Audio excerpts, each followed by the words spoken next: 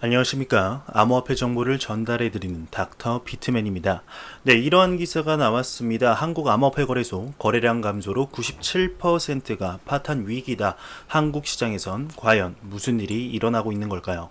네, 한국 전문가들은 국내 블록체인 프로젝트가 거래량 감소 등 국내 거래소에 어려움을 겪으면서 원화 가치의 해외 거래소에 상장하는 등 해외 유출 위험이 커지고 있다고 지적을 하고 있습니다. 네, 보도에 따르게 되면 한국의 ICO 프로젝트 중에서 아예 해외 거래소에 상장하는 프로젝트가 늘고 있고 한국 거래소에 상장하는 프로젝트도 해외 상장으로 움직이고 있는 것으로 알려졌는데요. 네, 프로젝트가 국외로 유출되는 이유는 한국 거래소와 관련된 규제 강화와 거래량 부족이라고 합니다. 네, 한국 정부의 이제 암호화폐 거래 계좌 실명 등록 시스템이 시행된 이후 대형 4개사를 제외한 거래소에서 투자자의 원화를 이용한 입출금을 할 수 없는 상황인데, 이는 암호화폐의 익명 거래를 금지한 것으로 암호화폐 거래소에 고객 계좌를 인수하는 은행의 계좌의 실명화를 의무화하는 것이죠. 네, 실명 등록 시스템이 2018년 1월 시행된 이후 대응한 은행은 업비트, 비썸, 그리고 코인원, 코빗 4가지입니다. 네, 그 외에 국내 많은 중소거래소는 아직까지도 대응을 하지 못하고 있는 상황인데요. 네, 2018년 1월 당시 이들 대응이 열린 내 거래소에서도 세금의 추적 등을 두려워한 투자자가 실명 계좌에 이행하지 않는 등 대응이 늙는 상황이었다고 합니다. 네, 고객 신원 확인으로 규제를 강화하려던 한국 정부가 투자자의 암호화폐 거래 중단과 국외 유출로 이어지게 된 것인데, 이러한 영향은 국내 암호화폐 거래에 있어서 악순환을 만들어냈다고 합니다. 네, 유저가 철수하는 한국 시장에서는 통화의 거래량이 현저하게 감소해 그것을 염려한 프로젝트가 국외로 가면서 사용자 자체의 일부 자금도 국외로 빠져나가고 있다고 합니다. 네, 한때는 국제시장에서 큰 점유율을 획득하는 한국 시장이 알트코인 거품을 지탱한 주요 화폐의 일종이었지만, 현재는 세계의 거래 총액 순위를 차지하는 거래소는 업비트, 비썸 등 최대 5개에서 6개로 97%의 거래소가 거래량 부족을 이유로 경영 파탄의 위기에 빠졌다고 언급을 하고 있습니다. 네, 반면에 이를 사업 기회로 보는 움직임도 있는데요. 네, 그것은 유출된 한국 자금과 프로젝트의 접시가 되는 해외 거래소라고 합니다. 네, 일부 거래소는 한국의 암호화폐 프로젝트를 유치하려는 움직임을 보이고 있어서 원화 금융시장을 해외에서 개설한 편 암호화폐 상장을 잇따라 하고 있다며 기사가 마무리되고 있는데, 네, 현재 한국 거래소 및 인재들이 해외로 빠져나가고 있다는 기사들은 심심치 않게 볼 수가 있죠. 뭐 당연한 결과겠죠. 더 말해서 뭐 하겠습니까? 참으로 안타까운 상황입니다. 네, 현재 우리나라 정부의 경우 블록체인은 그냥 좋은 거, 암호화폐는 그저 도박 투기로 보는 이분법적인 생각에서 바라보기 때문에 이러한 결과들이 나오는 게 아닌가 싶은데요. 네, 얼마 전 MBC PD 수첩에서 국내 암호화폐 시장에서 벌어진 사기 행각을 다룬 코인과 함께 사라지다 편을 방송을 했었죠. 네, PD 수첩은 지난해 6월 전주에서 암호화폐 거래소 히트코리아를 설립 후에 투자금을 가로챈 인트비트 사례를 집중 조명을 했다고 합니다. 네, 전형적인 ICO 사기에 대해서 집중 조명을 하며 결론은 암호화폐는 투기다, 아직도 현재 진행 중이다라는 것을 집중적으로 보여준 것이죠. 네, 참으로 안타깝지 않습니까? 지금 미국 같은 경우에는 그레이스케일이 나서서 비트코인 광고를 TV 전역에 뿌리고 있고, 그 암호화폐 전면 금지를 외치고 있던 중국조차도 입장을 바꿔서 중국 은행이 비트코인 홍보 콘텐츠를 만들어 뿌리고 있는 지금, 그리고 스위스나 몰타 같은 국가에서 브렉시트로 한창 시끄러운 영국에서도 암호화폐와 블록체인을 받아들이려고 하고 있습니다. 네, 암호화폐를 받아들이는 국가들, 기업들만 해도 영상 한 10분은 잡아먹을 것 같아서 다 얘기는 못하고 있지만 참으로 네, 안타까울 따름입니다. 네, 왜 이런 국가들, 이런 글로벌 유수의 기업들이 암호화폐와 블록체인을 받아들이려고 노력을 하는 것일까요? 네, 최근 들어서 여당 야당 할 것 없이 암호화폐에 대한 규제안을 내면서 조금은 달라지는 것이 아닌가 하는 기대감을 내비쳤었지만 그때뿐이고, 현재 달라진 것은 아무것도 없습니다. 네, 이러다 영국의 마차꼴이 나는 것이 아닌가 싶은데요. 영국이 마차 산업을 고수하다가 자동차 산업이 뒤처졌었는데 우리나라가 그러한 꼴은 당하지 않았으면 좋겠습니다. 네, 왜 이러한 기업들, 국가들이 받아들이려고 노력하는지 세계적 동향을 살펴보고 규제를 마련한다고 했던 만큼 정말로 말한 대로 지켜주는 그런 모습을 보여주었으면 좋겠네요. 네, 빗썸이 이제 거래 없는 암호화폐 상장, 폐지, 그리고 심의위원회에서 매달 심사를 한다고 합니다. 네, 암호화폐 거래소 빗썸이 투자자를 보호하기 위해 모든 암호화폐에 대한 상장 유지 여부를 판단하는 심사하는 상장 적격성 심의위원회를 발족한다고 하는데요. 네, 위원회는 9월부터 활동을 시작할 예정이라고 합니다. 매월 모든 암호화폐에 대한 상장 적격성 여부를 심사한다고 합니다. 네, 심사를 통해서 상장 적격 판정을 받은 암호화폐는 상장이 유지되는데, 하지만 상장 폐지 대상으로 선정되는 암호화폐는 투자 유의 종목으로 지명되면서 2개월 이내 개선이 없으면 상장이 폐지된다고 합니다.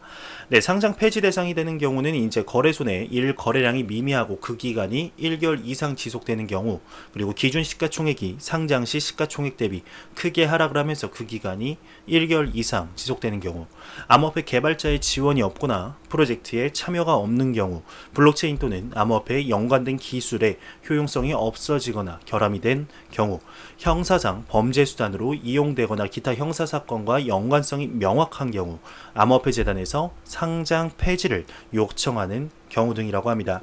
네, 속된 말로 이제 암호화폐 물갈이가 본격적으로 시작되는 것이 아닌가 생각이 들게 되는데요. 네, 우리나라뿐만 아니라 전 세계적인 암호화폐 거래소에서 이 같은 암호화폐 상장 폐지가 지속적으로 일어나고 있는 상황입니다. 네, 얼마 전에도 코인원에서 암호화폐 상장 및 폐지 기준을 공개하면서 실질적으로 알맹이가 있는 코인만 선별하겠다는 의지를 내비쳤죠.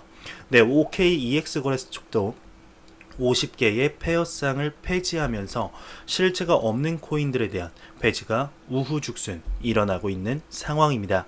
네, 여러분들도 메이저 코인이 아닌 다른 코인들에 투자하실 때는 정말로 실체가 있는 코인인지, 그 코인 프로젝트의 CEO의 경험 및 기타 배경들을 살펴보시고 투자를 하셔야 되지 않을까 생각이 들게 됩니다.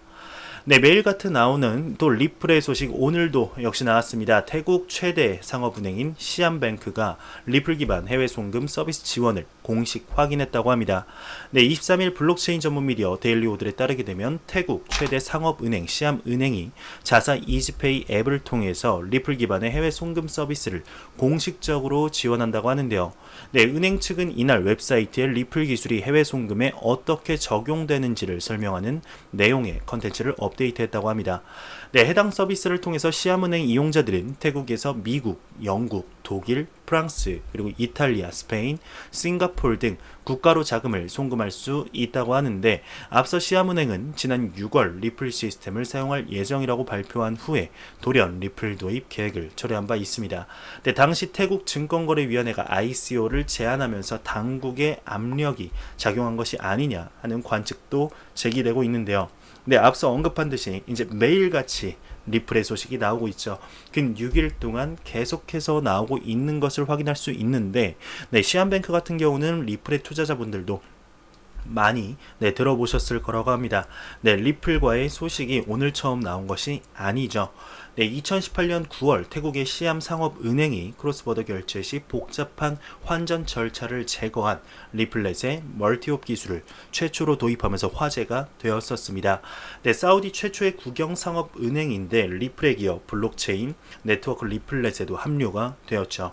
네, 멀티옵은 간단하게 말씀드리게 되면, 은행원들이 리플 기술을 몰라도 우리가 전기 스위치를 킬 때 그냥 똑딱하면 간단하게 키듯이 그냥 환전만 하면 리플 솔루션이 알아서 환전해주는 기능입니다. 정말 간단하게 말씀드렸는데, 리플 네트워크를 몰라도 리플 네트워크가 알아서 환전에 지급하는 방식인 거죠.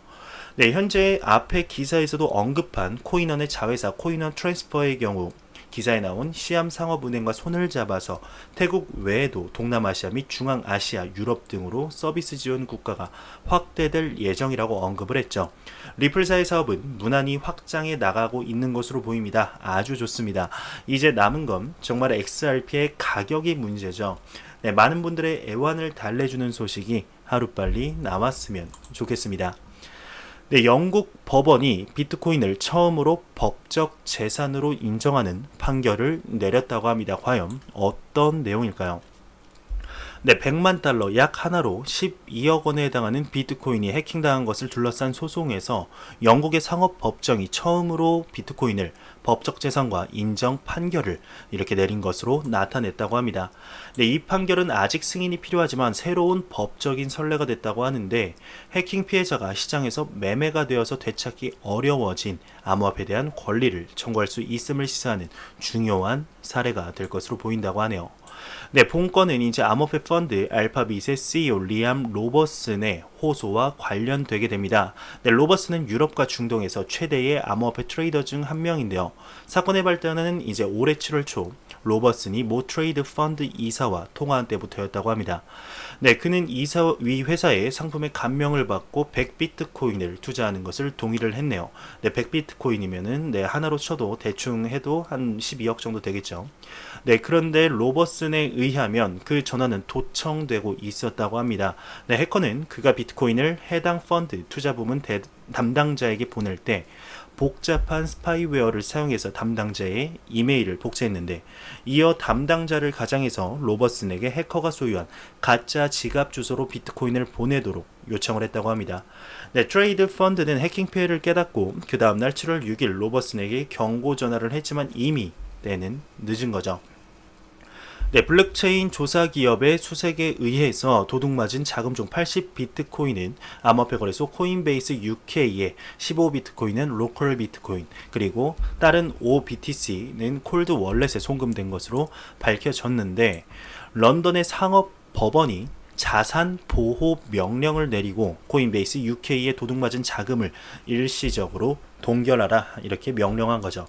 즉 비트코인을 처음으로 법적 재산으로 간주한 것으로 나타납니다.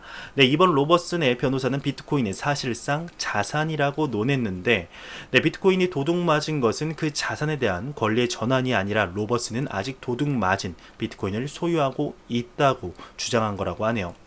네, 그러면서 이제 거래소에 없는 콜드 월렛 안의 비트코인에 대해서 되찾는 것은 더 어렵다고 생각이 된다고 하는데 네, 과연 어떻게 되게 될까요? 본건은 암호화폐가 법적 재산 여부 그리고 재산의 소유권 주장이나 구제책, 금지 명령의 대상이 되는지를 심의한 영국에서 최초의 이제 판례가 되었다고 합니다.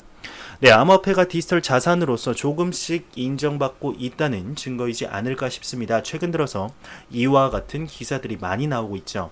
네, 우리나라에서도 이러한 재판 판례가 있습니다. 지금 나온 기사와는 약간 이제 다른 내용이긴 한데 2018년 8월 대법원이 비트코인은 재산적 가치가 있다면서 음란 사이트를 운영해 얻은 비트코인을 범죄, 인닉 재산으로 포함해서 몰수 및 추징이 가능하다는 판결을 내렸습니다. 네, 이것이 시사하는 바는 이제 비트코인을 재산으로 인정한 대법원의 첫 판례인데 암호화폐에 대한 정부 인식이 제고될 수 있다는 가능성과 재산으로 인정했다는 사실은 세금을 매길 수 있다는 사실로 연결이 되면서 결국 코인 공개 상장인 ICO에 긍정적인 영향을 미치는 것이 아니냐 하는 것이었습니다. 하지만 아직까지는 뭐 이렇다 할 규제가 나오고 있지 않죠. 네, 일본 같은 경우는 암호화폐를 이미 자산으로 인정했습니다. 내년 6월 법제화에 돌입한다고 하는데 공식 표현도 가상통화에서 암호자산으로 바뀌었죠. 또한 금융상품거래법이 적용되어서 암호화폐 마진 거래 시 초기 예치금의 최대 4배까지 레버리지 거래를 할 수가 있습니다. 네, 최근에는 이제 자산을 넘어 화폐로 인정하는 듯한 법이 나오면서 또 한번 화제가 되고 있죠. 네, 이제 얼마 전에 나온 뉴질랜드가 암호화폐를 급여로 인정하면서 암호화폐 과세에 대한 논란이 재점화되었습니다. 네, 국내 국세청의 경우 비트코인이 화폐로 통용되는 경우 이제 부가가치세 과세 대상에 포함되지 않지만 재산적 가치가 있는 재화로서 거래되는 경우에는 부가 대상에 해당된다라는 답변을 내놓았는데 글로벌 시각도 크게 다르지 않다고 하네요.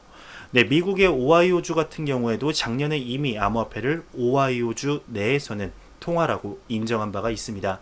네, 이렇게 세계 각국에서 암호화폐의 입지가 확고해지고 있는 모습들을 볼 수가 있는데 자산을 넘어서 화폐로서도 입지가 굳어질 수 있게 될지 지켜보겠습니다. 네, 지켜봐야 할 충분한 가치가 있지 않을까요? 네, 두나무의 이제 자회사 DXM이 암호화폐 재테크 서비스를 출시한다고 합니다. 네, 과연 어떤 내용일까요? 네, 파이낸셜 뉴스에 따르게 되면 국내 최대 암호화폐 거래소 업비트를 운영하는 두나무의 크립토 금융 자회사 DXM이 첫 서비스로 비트코인과 이더리움 그리고 이더리움 기반으로 발행된 토큰 및 리플 등 여러 암호화폐를 관리할 수 있도록 블록체인 기반 보상 지갑 트리니토를 선보였다고 합니다. 네, 이에 따라서 이제 투자자는 네, 트리니토에 암호화폐를 예금처럼 맡겨놓고 보상받거나 예치한 암호화폐를 담보로 또 다른 암호화폐를 빌릴 수 있게 됐다고 하네요. 네, 점점 은행이 없어지는 것이 아닐까 싶습니다. 얼마 전 리플의 엑스래피드가 국제 송금에서 가장 효율적이라고 밝힌 DBX 뱅크의 CEO의 말이 다시금 떠오르는 기사인 것 같습니다. 네, DBX 뱅크의 CEO가 언급을 했었죠. 사람들이 필요한 것은 은행이 아니라 은행의 서비스라는 언급을 했는데 정말로 시대가 바뀌고 있구나 하는 것을 다시 한번 느낄 수가 있습니다. 네, 여기 기사에서 보게 되면 암호화폐를 예금처럼 맡겨놓고 보상받는다. 즉 생각해보면 은행의 예금이자와 똑같습니다. 담보대출, 네, 은행의 기능이죠. 현재 카카오뱅크만 보더라도 느껴지지 않으십니까? 카카오뱅크라는 은행 오프라인상에서 본 적 있으신지요? 저는 없습니다. 네, 토스라는 오프라인 은행 본 적 있으십니까? 저는 본 적이 없네요. 네, 현재 카카오 같은 경우는 암호화폐 지갑을 하반기에 오픈한다고 공식적으로 언급이 되었죠. 네, 카카오가 이러한 역할을 하게 되지 않을까 생각이 들게 됩니다. 네, 암호화폐가 공식적인 자산으로 인정이 되게 되면 카카오 암호화폐 지갑인 클립과 카카오페이 그리고 카카오뱅크가 연동되면서 자연스럽게 암호화폐와 화폐 간의 이동이 자연스러워지는 그림이 그려지는데 그런 일이 정말로 머지않아 오게 될 것만 같은 생각이 들게 됩니다. 네, 미 암호화폐 사기 운영진 4명이 벌금 납부로 또 합의를 했다고 합니다. 네, 무슨 내용일까요? 네, 암호화폐 전문 미디어 더 블록의 23일 보도에 따르게 되면 미국 연방거래위원회죠. 이제 FTC가 네, 암호화폐 스캠 비트코인 펀딩 팀 마이세븐 네트워크 이름부터가 네, 딱 사기 같죠. 마이세븐 네트워크 그리고 제트코인에 연루된 그 4명의 남성에게 벌금 납부를 명령했다고 합니다. 네, 이들은 앞서 투자자들에게 거액의 수익률이 보장된다고 속였고 4명의 벌금은 또 각기 다르다고 하네요. 최고는 46만 1335달러, 최저는 3만 1000달러라고 합니다. 네, 이들은 벌금 납부 외에도 향후 다단계 마케팅 프로그램 그리고 피라미드, 폰지 등을 운영하거나 참여할 수 없고 다른 사람을 들여서도 안 된다고 하네요. 네, 최근 들어서 이제 암호화폐 사기에 관한 소식이 조금씩 나오고 있죠. 작년에 비하면 이제 많이 줄은 빈도이긴 한데 계속해서 나오고 있다는 게 중요한 것이 아닌가 생각이 들게 됩니다. 네, 이런 사기꾼들 다른 사람들이 사기칠 생각도 못하게 본보기를 아주 강하게 해야 하지 않을까 이렇게 생각이 드네요. 네, 일본이 이제 AWS 결함으로 암호화폐 거래소 접속 장애가 발생을 했다고 합니다. 네, AWS는 이제 아마존 웹 서비스의 약자인데요. 네, 23일 13시경부터 발생한 아마존 웹 서비스 장애로 일본 암호화폐 거래소에서 이제 접속 장애가 발생을 했다고 합니다. 네, 일본 암호화폐 거래소인 GMO 코인과 자이프 거래소는 AWS 서비스 문제로 인한 접속 장애에 대한 공지를 했다고 하는데 암호화폐 거래소 바이낸스의 장펑자오 CEO도 트윗을 통해 오류가 발생하고 있다고 설명을 했으며 상황을 이제 면밀히 감시하고 있다고 합니다. 네, AWS 서비스라는 것은 이제 앞에서 살짝 언급해 드렸듯이 아마존에서 제공하는 웹 서비스입니다. 이제 서버를 자체적으로 구축하기 위해서는 엄청난 비용과 돈을 들여서 이렇게 구축해야 하는 게 일반적인데 하지만 아마존에 이제 월 일정액의 돈을 내게 되면 서버를 빌려서 운영할 수 있는 아주 편리한 서비스죠. 네, 이 아마존 웹 서비스 클라우드로 인한 거래소 운영에 차질이 생긴 문제는 비단 이번만이 아닙니다. 네, 2018년 11월 AWS 장애로 국내 주요 암호화폐 거래소가 일시적으로 먹통이 된 사건이 있었습니다. 네, 이때 업비트, 코인원, 고팍스, CPDAX, OK코인 그리고 후오비 코리아 등 국내 주요 암호화폐 거래소들에서 접속 장애가 발생을 하게 되었는데 네, 반면 빗썸과 코빗은 접속에 문제가 없었던 것으로 확인이 되었었죠. 네, 이에 빗썸 관계자는 우리는 클라우드 서비스를 이용하지 않고 자체 인터넷 데이터 센터 서버를 운영 중이기 때문에 AWS 오류로 인한 접속 장애가 전혀 없었다라고 밝혔습니다. 네, 정말 네, 깨알같이 빗썸 짱이다 외친 것이 아닌가 싶은데요. 이런 데에서 빗썸이 한번 빛을 발했었네요. 네, 무튼 이번 일로 국내에서는 문제가 없는 것 같지만 거래소의 핫 월렛을 이용하시는 분들 항상 조심 또 조심하시길 바랍니다. 네, 작년 11월 이 일이 일어나고 주요 암호화폐 커뮤니티에서 해킹 사고가 발생한 것이 아니냐 하는 엄청난 우려를 했는데 다행히도 암호화폐 자산 유출은 없었습니다. 네, 거래소에 자산을 보관하게 되면 괜시리 이런 소식이 나오면 가슴 철렁해지지 않겠습니까? 네, 자산은 하드웨어 월렛에 보관하는 것이 가장 좋지 않나 다시 한번 생각이 들게 되네요. 네, 제가 준비해온 소식은 여기까지입니다. 영상이 도움이 되셨다면 구독과 좋아요 그리고 광고 한 편만 처음부터 끝까지 시청해 주시기 바랍니다. 이 채널은 오직 광고 수익으로 운영이 되게 됩니다. 네, 항상 영상 시청해 주시는 시청자분들, 구독자분들 너무나 감사합니다. 저는 다음 영상으로 찾아뵙도록 하겠습니다. 지금까지 닥터 비트맨이었습니다. 감사합니다.